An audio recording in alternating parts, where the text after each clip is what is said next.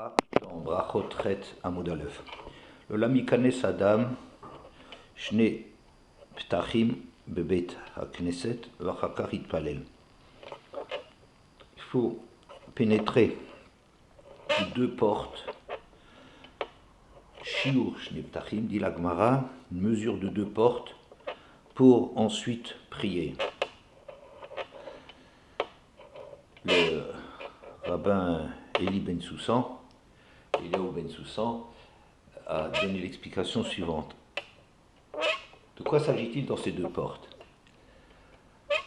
Pour prier, il faut d'abord, dans un premier temps, sortir de la rue.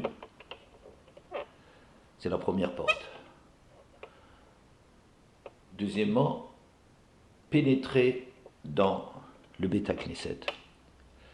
Une tfila qui est faite dans la lancée de l'extériorité, Chatsouf alay man de Matzle Bebikta, je considère comme effronté celui qui me prie dans la nature, comme s'il s'adressait d'égal à égal à Kadosh Baruch Hu. En vérité, la prière n'est pas un moment, ne doit pas être un moment certes privilégié, mais un moment de la rue, où on peut rester dans la rue et dans la lancée de la rue, déverser son cœur, mais elle exige un travail de s'arracher d'abord au quotidien, au train-train du quotidien, ouvrir une première porte, et deuxièmement, il y a tout un travail de construire un lieu, elle se passe dans un lieu. C'est-à-dire qu'on construit la tfila qui n'est pas dans la logique, dans la suite logique de sa vie extérieure, quotidienne, mais de construire un lieu, et la tfila se passe à partir de ce lieu. Cette idée de deux endroits ou deux façons de faire les choses se retrouve lorsque l'on dit qu'un esclave qui est libéré à Rosh Hashanah du Yovel, il ne sort à la liberté qu'à Yom Kippour. Il y a un entre-deux également. L'esclave retrouve la liberté à Rosh Hashanah, il n'est pas pour autant libre. La liberté exige un travail. La liberté, elle se construit. Un esclave libéré qui se croirait libre, eh bien, c'est comme les Bnei Israël qui, en sortant d'Égypte, gardent encore leur mentalité d'esclave et ont peur d'affronter les réalités, la confrontation avec les nations. Mais l'esclave qui est, de fait, libéré à Rosh Hashanah, doit encore apprendre à gérer cette liberté. Un esclave qu'on libère, on doit lui donner une ha'anaka, ça veut dire lui accorder quelque chose qui donne la bracha, qui lui permet de se relancer. Il ne suffit pas de l'avoir libéré, il faut lui donner les moyens de construire sa vie d'homme libre. Et c'est ça la ha'anaka, accorde-lui, comble-le de bienfaits là où Hachem t'a béni, toi le maître, fais-en profiter ton esclave. Le Parashat Drachim dit que c'est à l'instar de la sortie d'Égypte, Vayetsu Birchush Gadol, c'est à Hanaka, c'est Vayetsu Birchush Gadol. Il ne fallait pas seulement les libérer de l'Égypte, il fallait leur donner les moyens de reconstruire leur liberté. Dans Masechet Kala, Perek Aleph, Kala Belubracha Asura le Baala Kinida. Il y a un entre-deux également pour la Kala, c'est-à-dire que avant Matan Torah, le mariage constitue une simple suite de la vie à l'extérieur. On n'était pas mariés, ensuite on trouve quelqu'un à qui convient, elle nous convient également, et on commence à vivre ensemble. Il s'inscrit dans la suite de notre vie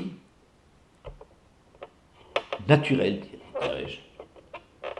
Eh bien, dans la Torah, on dit non, il y a deux temps. Il y a les Kiddushin et les Nisuin. Il y a un premier temps où la femme elle est réservée, elle est Mekou Deshet, elle est réservée à, elle sort de la rue, elle sort de cette possibilité d'appartenir à n'importe quel homme.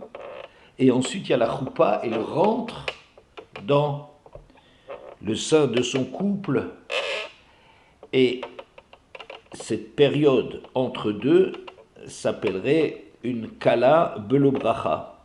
Une kala belobracha, une kala qui n'a pas pris la mesure de construire son couple, asura le bala kunida.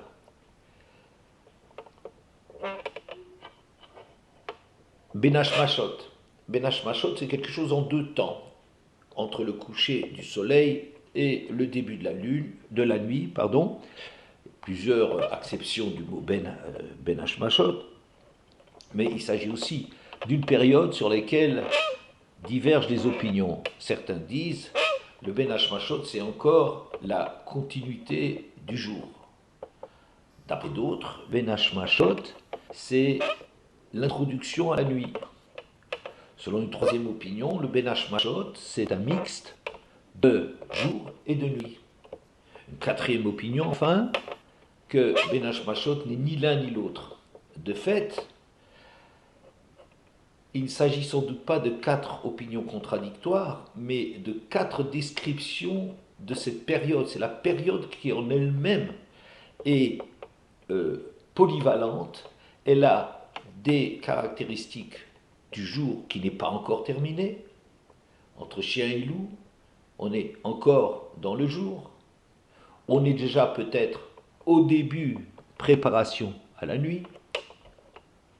Il y a aussi des aspects où se côtoie le jour et la nuit. Et enfin, c'est quelque chose de particulier. Cette zone entre chien et loup est une période qui permet de passer du jour, de la lumière, du soleil, à l'obscurité, à la nuit. Et ces deux périodes très différentes, mais qui on ménage le passage pour faire quelque chose d'autre. La nuit n'est pas simplement la fin du jour. On dira par exemple, Asara Dvarim Nivrou Ben Hashmashot, Erev Shabbat Ben Hashmashot. Lors de la création, il y a eu 10 choses qui ont été créées, c'est dans Pirkei Avot, dans le 5e période de Pirkei Avot, 10 choses qui ont été créées Ben Hashmashot. Donc Ben Hashmashot est une réalité propice à être l'entre-deux. En vérité, on retrouve cette même idée de l'entre-deux, c'est-à-dire de la nécessité d'un passage. Les choses ne se déroulent pas dans la continuité, ne se conduisent pas sur le mode naturel de départ, mais se construisent pour créer une dimension nouvelle à la période qui suit. Et on dira de la même façon que entre le Issour du Chametz, Chatzot du 14, au milieu de la journée du 14 Nissan, et manger la matzah, et de manger de la matzah, ça se passera seulement au soir. Il y a également un entre-deux qui est ni l'un ni l'autre, qui ménage le passage de l'un à l'autre, au point que l'on dit Kol haochel chametz erev pesach tzaoraim keilu ba al kalato bebet chamim. Tout celui qui déjà mange de la matzah dans la foulée de s'être interdit du chametz bascule simplement d'une interdiction à une obligation. C'est comme s'il allait avec sa promise alors qu'elle est encore chez ses parents. Il n'a pas créé cette zone. Et c'est ça ce qui nous intéresse. Donc, qu'il y a un entre-deux. L'entre-deux a comme raison d'être de ne pas simplement basculer, passer d'un mode à une continuation du mode. Il ne s'agit pas de continuer ce qui était là, mais de construire quelque chose de nouveau. Par Chartres et Tetzaïn, tout le début du Perek Tetzaïn reprend d'une certaine façon les injonctions de Parshat Bo quand il nous a été ordonné de manger le Korban Pessah. Et Vezavarta Pesach Lashem Elokecha, Tzon Uvakar, Bamakom Asher Yivchar Hashem, Leshakel Shmo Sham. Tu sacrifieras le korban pour Hashem ton Dieu, menu et gros bétail, dans le lieu qu'Hachem t'ordonne pour y faire résider son nom. L'otochal alav chametz, tu ne mangeras pas le chametz sur le korban Pessah, tu n'as pas le droit de manger du chametz, d'avoir du chametz chez toi, shivat yamim, tochal alav matzot lechemoni, kibri pazon, etc. Et la Gemara dans Psachim Lamedhe Amud Aleph rebondit sur ce pasouk que lo tochal alav chametz, shivat yamim tochal alav matzot, lechemoni, tu ne mangeras pas sur ce korban Pessah, tant que il y a ce korban Pessah, tu ne mangeras pas du chametz, shivat yamim tochal alav matzot, mais au contraire de la matzah. La Gemara de cette smichut, de cette juxtaposition, de cette mise en garde, ne mange pas du chametz mais de la matzah, nous dit que kol haba lidé chimutz, adam yotse baem yudé chovato vapesach. Tout celui qui peut arriver à devenir du chametz, c'est là-dessus qu'il faut manger de la matzah. Ça veut dire que c'est avec les mêmes éléments qui sont les éléments de l'interdiction du chametz, c'est précisément avec ces ingrédients que l'on mangera de la matzah. La matzah devra être faite à partir des mêmes ingrédients. Ce qui veut dire que le passage du chametz à de la matzah va être non pas de manger autre chose, d'ochen, orez, du millet, du riz, qui sont des choses qui ne peuvent pas venir chez l'Obaï des chimoutz, qui n'arrivent pas à cette aigreur, qu'on appelle fermentée, dans cette aigreur du pain, de la constitution du pain. Donc ils sont exclus de pouvoir manger la matzah. Il ne s'agit pas de manger maintenant du riz au lieu de manger du pain. Il s'agit de manger du pain, mais sous forme nouvelle.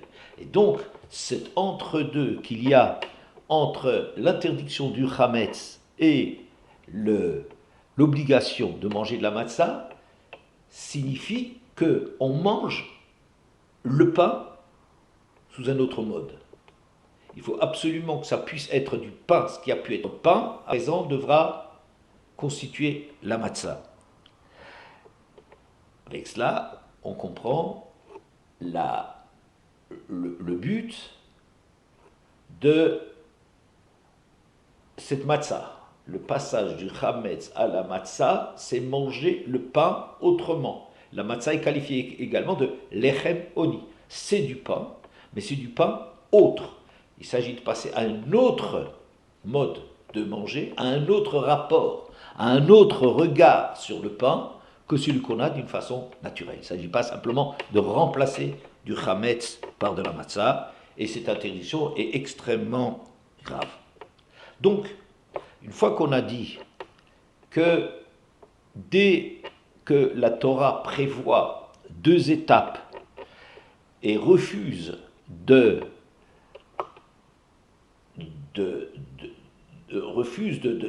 suivre la pente naturelle, ce qui se passe d'une façon normale, eh bien, il y a d'abord, dit Marc Israël, un issour, une période de issour, interdiction par rapport au passé, et ensuite injonction, positivement, injonction par rapport au futur. Mais les deux choses sont liées. C'est simplement un refus de dire que la suite est une suite naturelle, et c'est une suite qui se construit par rapport à l'étape précédente, comme tous les entre-deux que l'on a cités jusqu'à présent. Alors, ce qui est très intéressant à propos de cette période, c'est de voir le rôle du Korban Pessah qui occupe cet entre-deux. Voyons, par exemple, dans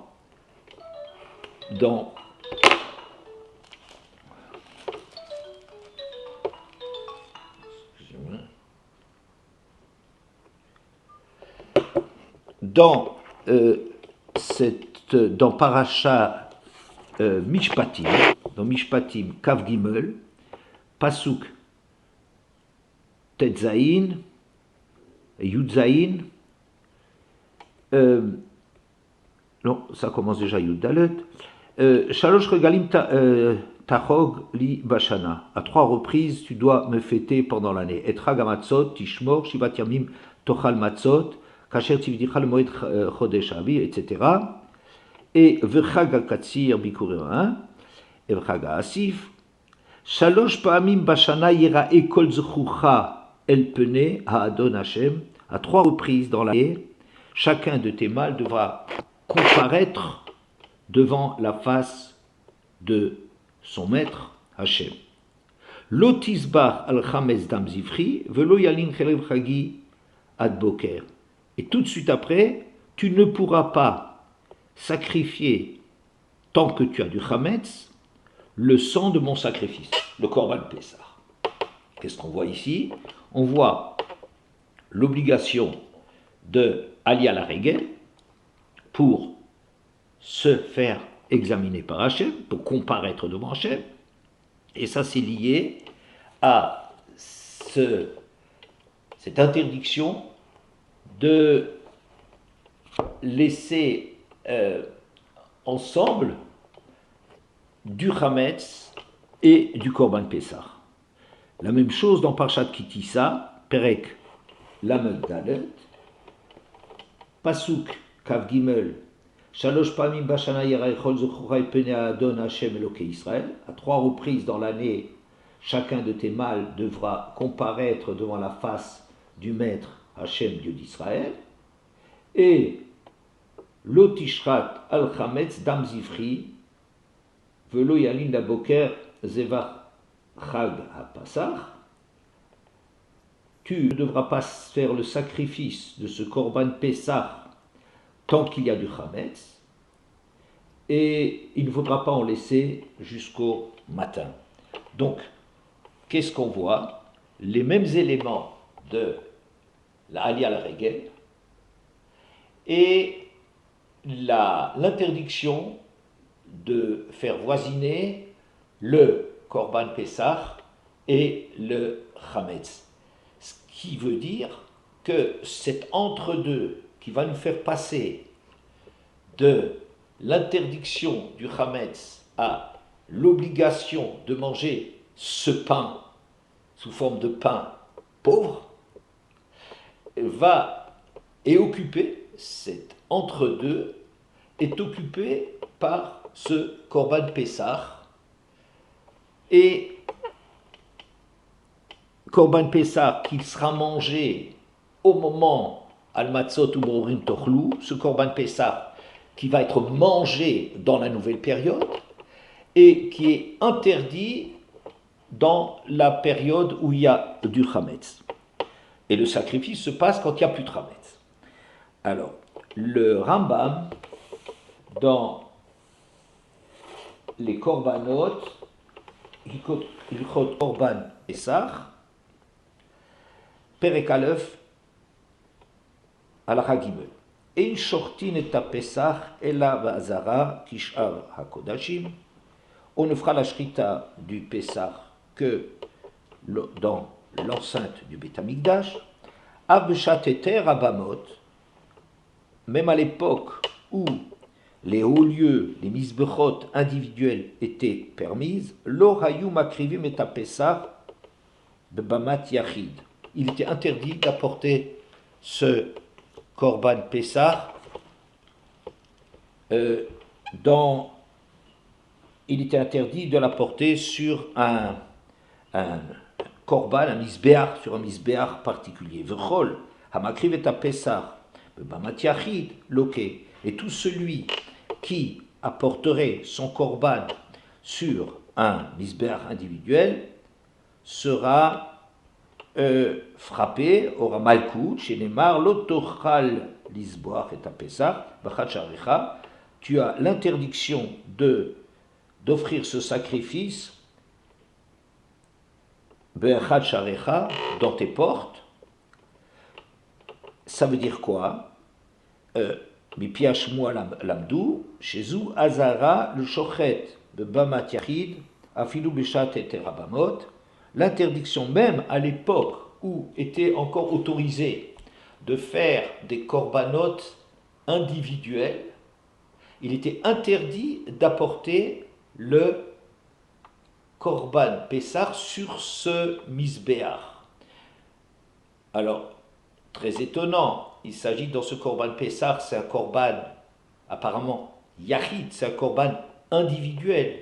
Et donc, il devrait relever de l'autorisation de la période, dans la période du Heter Bamot, c'est-à-dire là où le misbah individuel était autorisé, était à ce moment-là, il y avait a priori l'autorisation d'apporter le Korban Pessah, alors que la Torah est très makpida qu'il est interdit d'apporter sur le Bamat Yachid. Un peu plus loin, dans le Rambam, dans ce même Perek Ilchot Korban Pessah, Perek Bet, Halacha Bet, Yachid sheshachat et Pesach le Atzmo Kacher. Un Yachid qui ferait la shrita du Korban Pessah pour lui seul, il est permis. Ce Korban est permis, est autorisé. Vehu sheyeh raoui lechol et kulo, encore faut-il que l'on soit capable de manger à soi tout seul. Sinon, il faudrait compter, s'associer avec d'autres membres de la famille ou autres sur ce Korban Pessah qu'on va manger. Mais quelqu'un qui aurait cette capacité de manger à lui tout seul le Korban Pessah aurait le droit de le faire. Ou mishtadlim shelo yishrat le chatchila ala yachid shenemar yasuoto. Cependant, il convient de s'efforcer de ne pas faire a priori la shrita d'un korban pour une seule personne. Shenemar yasuoto, ils le feront au pluriel. Que dit le Rambam? Dans une halakha extrêmement difficile, a priori. Pourquoi? Il dit que le korban peut être un korban yachid, il est de la catégorie korban yachid. Et celui qui fait yachid sheshachat et apesar latzmo, kacher. Pour le principe, il pourrait le faire pour lui. En vérité, c'est une marloquette dans la Mishnah que Ein shortin et apesar ala yachid, divrei Rabbi Yehuda et Rabbi Yossi matir. On n'a pas le droit de faire la shrita pour un individu seul. Rabbi Yossi, lui, le permet. Et on voit que le Rambam fait la halakha comme Rabbi Yossi. Alors, on pourrait expliquer, a priori, que la raison pour laquelle on interdit de le faire, d'après Rabbi Yehuda, disons, il est interdit de faire ce korban pour un yachid, c'est parce qu'on risque fort de ne pas arriver à manger, à terminer ce korban Pessah. Or, il y a un issour, une interdiction de le laisser jusqu'au matin. Et donc, ça pourrait être une mesure de prudence. Attention, ne présume pas de tes forces. En effet, si quelqu'un est trop vieux ou trop malade, trop faible pour manger un kezaïd de korban Pessah, il est interdit de faire pour lui le korban Pessah, ne serait pas agréé. Mais imaginons que quelqu'un pense qu'il peut y arriver, eh bien, il pourrait le faire puisque la halakha c'est comme Rabbi Yossi. Alors, est-ce que c'est par prudence que le Rambam dit il faut se garder de ne pas la manger seul?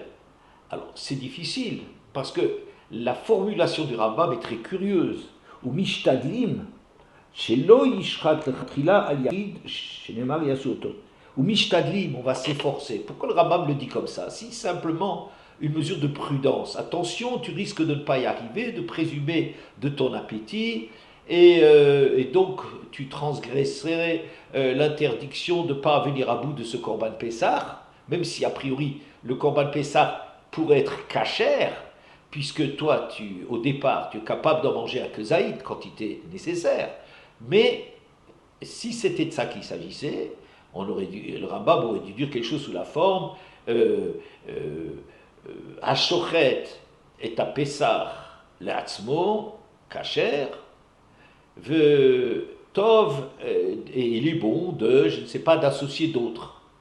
C'est très étonnant, dans Mishtadlim, on s'efforce. En général, on pourrait dire, si c'est al-Khatrila et un Bidievet, si c'est ce qu'il faut faire a priori, et ce qu'on admet a posteriori, de dire, bien qu'il est possible bien qu'on soit en droit mais il faut être prudent, il faut éviter de rentrer là-dedans. Mais Mishtadlim, faire des efforts c'est quelque chose de difficile, faire des efforts, c'est pas faire des efforts. On ne doit pas le faire, on peut le faire, mais c'est pas bien de le faire. Encore plus que cela, c'est que le Rambam rapporte à ce propos, chez Neymar, il faut s'efforcer, chez Louis Shrat le Khatrila, de ne pas a priori faire la shrita pour un tout seul, Arid, parce que marqué Yasu Oto, car le verset le dit. Donc c'est une question du verset. C'est un pasouk qui nous dit on le fera, le Korban Pessah. Donc, c'est une interdiction de la Torah. Mais alors, on se trouverait. Donc, pas du tout une mesure de prudence. C'est pas de ça qu'il s'agit. Mais alors, on ne comprend pas. Parce que, d'une part, tu peux le faire pour un yachid. Pourquoi? Parce que c'est marqué Ish, c'est le betavot, c'est la baït. Un homme seul, il pourrait faire un korban. Comme dit Rabbi aussi. On pourrait le faire. Mais shachat oto, non, ils le feront au pluriel. Alors, on ne comprend pas. Est-ce que c'est un korban qu'on peut faire pour un individu ou qu'on ne peut pas faire pour un individu? C'est très bizarre que, puisqu'il est marqué Shachat Oto, c'est seulement un Mishtadlim. On va s'efforcer de. Alors, deux choses qui sont curieuses. Un, cette contradiction, d'une part, qui peut être fait pour un Yachid, mais que Shachat Oto, il doit être fait pour plusieurs. Et deuxième chose qui est curieuse, c'est la façon de l'exprimer du Rambam, mishtadlim, il faut s'efforcer qui est un terme très curieux. Alors,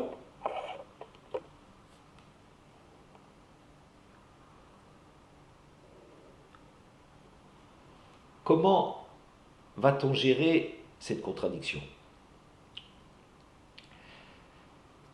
On voit que le Korban Pessah est un Korban Yachid.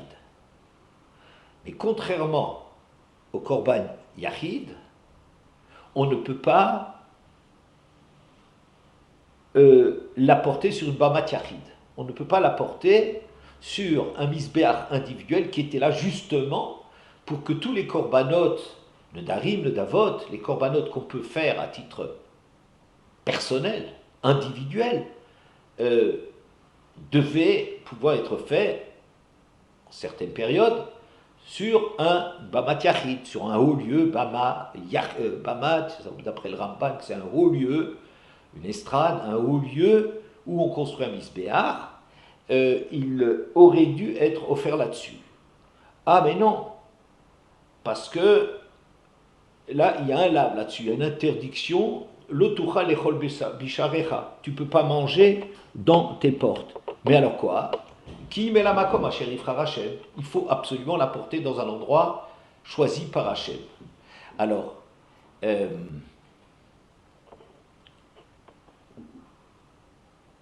le Drach David, Rav David Hochstetter, nous dit la chose suivante, que bien que le Korban Pessah est un Korban individuel, comme on le voit dans le Rambam d'ailleurs, il est, mais Kevan Sheba Biknufia, que Korban Tzibur Damé, étant donné qu'il vient Biknufia, ça veut dire rassembler tout le monde à cette préoccupation, donc il s'agit de quelque chose de très particulier. korban individuel d'une part, mais qui bab et knoufia, il vient par le rassemblement de tout le monde, tous les hommes, tous ceux qui sont capables, les hommes, femmes, enfants, qui doivent manger le korban Pessah, doivent ont cette obligation d'apporter ce korban Pessah. Donc c'est un korban qui a un entre-deux, on trouve cette notion de départ du korban Pessah, c'est un entre-deux, entre un korban yachid qui présente certaines caractéristiques du korban yachid, du nishrat à la yachid, mais en même temps, il participe quelque part au korban tzibour damé. Il ressemble quelque part à un korban tzibour par le fait que cette injonction n'est pas individuelle si tu veux, c'est pas une faculté de chacun de choisir, un droit, je l'apporte ou je l'apporte pas, mais tout le monde est pris par cette obligation d'apporter le korban Pessah. Donc d'une certaine façon, il relève du korban tzibour. Et d'ailleurs, il a une caractéristique de korban tzibour qu'il est doché Shabbat et doché Tatouma. Si la majorité du peuple sont impurs, eh bien, Touma Hutra Betzibour, on appliquera le principe qu'on cesse de se référer à cette interdiction d'impureté. Le klal a une telle dimension qu'il dépasse une interdiction de Touma et de Tahara qui s'applique à un individu, et on apportera tout de même le korban Pessah, même si la majorité du Tzibour était Tamé. Le Pessah Sheni, c'est pour un individu, pour une minorité qui aurait été exclue pour raison de Toumat Met, aurait été exclue de pouvoir apporter le korban Pessah, on le repousse à korban Sheni. Mais ici, on parle que dans une période où le Rov à Tzibour, où la majorité de la communauté est impure, eh bien on tient pas compte des lois d'impureté. La dimension de Tzibour autorise quelque chose qui est interdit à titre individuel. Ou encore le fait qu'on l'offre le Shabbat, alors qu'un korban Yachid n'a jamais une dimension pour pouvoir être autorisé le Shabbat. Donc, c'est Kevan Sheba Bechnoufia, étant donné que cette injonction individuelle est partagée par tous les individus, alors on pénètre ici dans une certaine dimension de korban tzibour. On a affaire avec du korban tzibour, ce qui autorise le Shabbat, de le faire le Shabbat, qui l'oblige même à le faire le Shabbat, et qui ne tient pas compte des Hilchot Touma. Et avec cela, on peut revenir à notre Rambam, que d'une part, c'est Shayach que Ish le Betavot, que chacun individuellement, un Ish, un seul homme peut offrir ce korban, mais que Veshachatu Oto, c'est un pluriel. Qu'est-ce que ça veut dire, c'est un pluriel? Il a quelque chose du pluriel par le fait que ce korban Yachid est donné à tous les réunis. Et ce que le Rambam vient nous dire, c'est Mishtadlim. On va s'efforcer, c'est-à-dire on ne va pas lui enlever, lui retirer sa qualité de korban Yachid, on ne va pas le lui retirer, mais Mishtadlim, il faut essayer de passer, de basculer à travers ce korban Pessah, d'en faire quelque chose qui est Shachatu Oto. D'ailleurs, il y a quelque chose de très intéressant dans le deuxième Pérec, au début du deuxième Pérec de Kiddushin, c'est marqué Minain chez Shaliach chez la dame Kamoto, d'où sait-on que le délégué de quelqu'un le remplace, peut le remplacer légalement, qu'on peut faire quelque chose qui nous incombe par un Shaliach.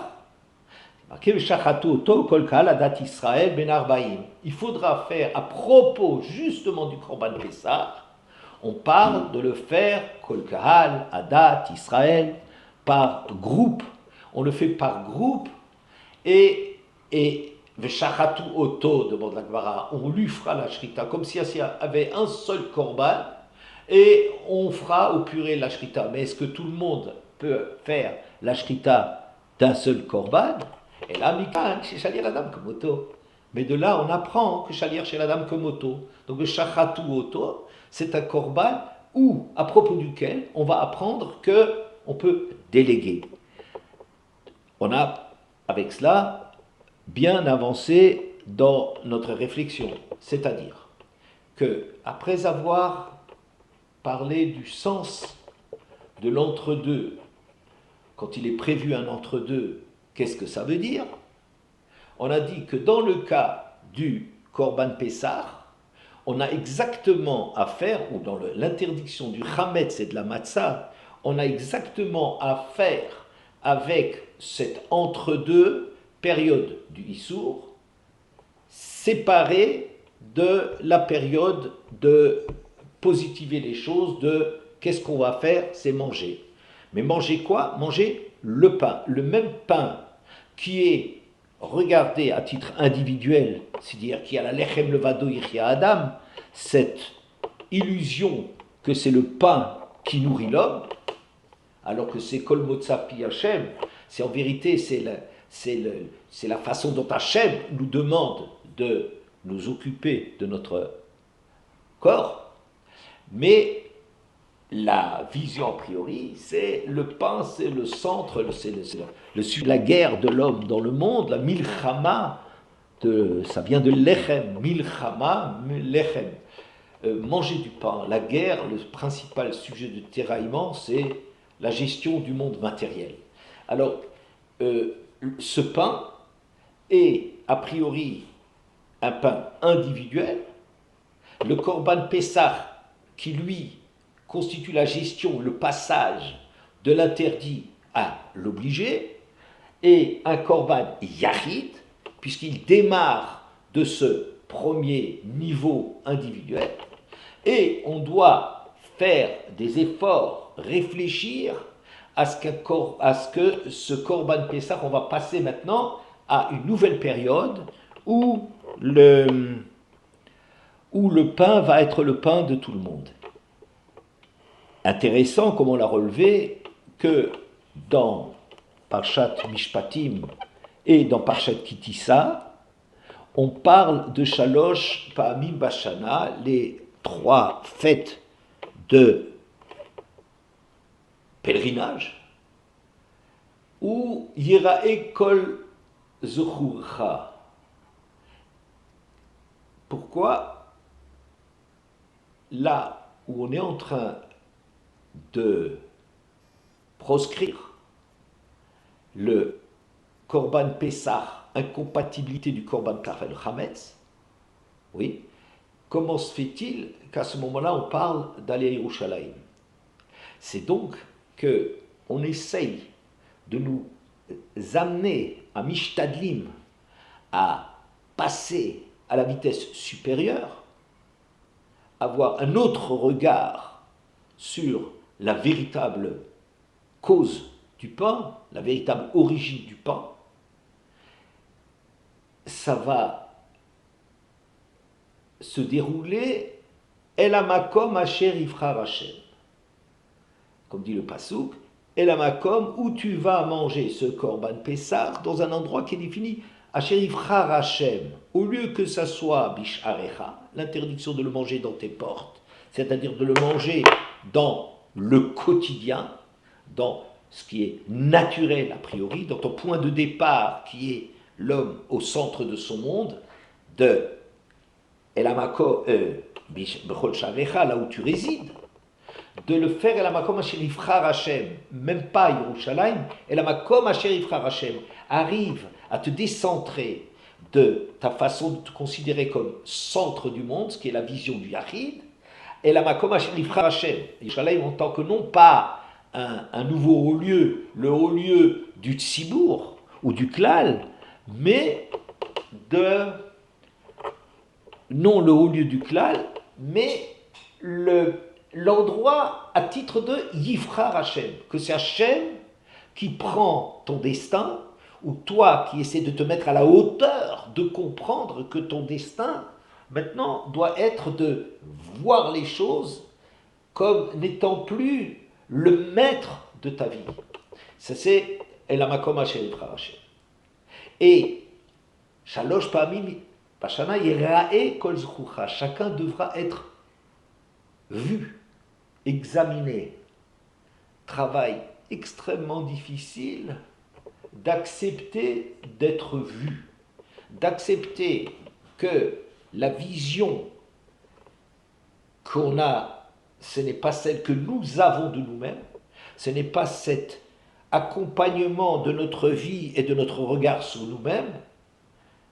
Le centre de gravité va se décentrer, va se déplacer vers Yéraé, être capable, faire l'effort de se voir à travers la vision d'Akadosh Baruch Hu et non plus la nôtre, de décrocher de cette vision de Yahid pour passer à un Korban Tzibour.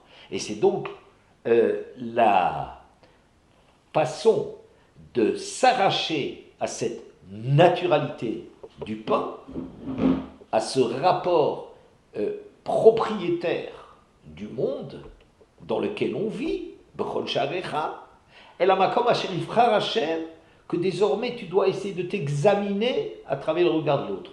C'est la raison pour laquelle beaucoup d'handicapés sont dispensés de la mitzvah d'Alalia Regel, c'est-à-dire quelqu'un qui, je ne sais pas, qui boite, qui est borgne, au moins, sinon aveugle, bossu, enfin, tous ceux qui ont un handicap sérieux sont incapables de se décentrer. Pourquoi ? Parce qu'ils ont tellement l'habitude de se voir perçus par l'extérieur à travers leurs défauts.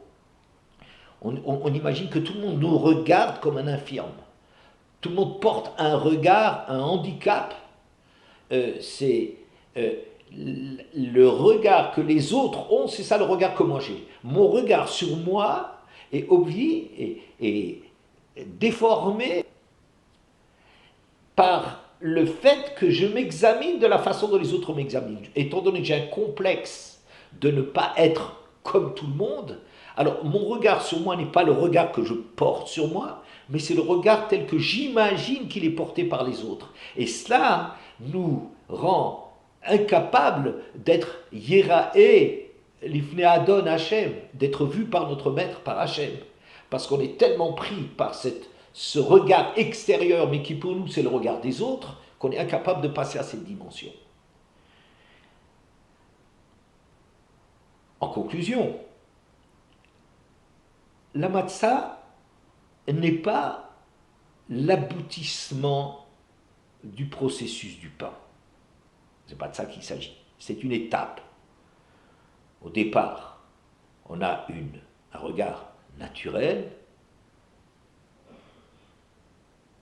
sur le pain, sur notre rapport au monde. Et à l'arrivée, après le Korban Pessah, après Pessah, on va retrouver le pain. Mais il s'agit de retrouver le pain autrement. Mais la matzah n'est pas le pain ordinaire. C'est un pain de cet entre-deux qui doit aboutir, l'entre-deux qui doit aboutir à la matzah, au principe de la matzah.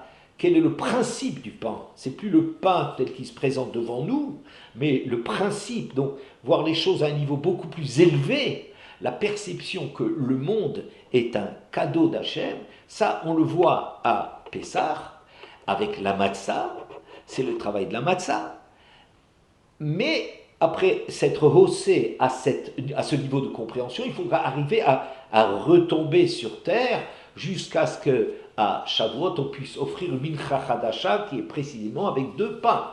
Avec le pain, on a retrouvé le pain à Shavuot.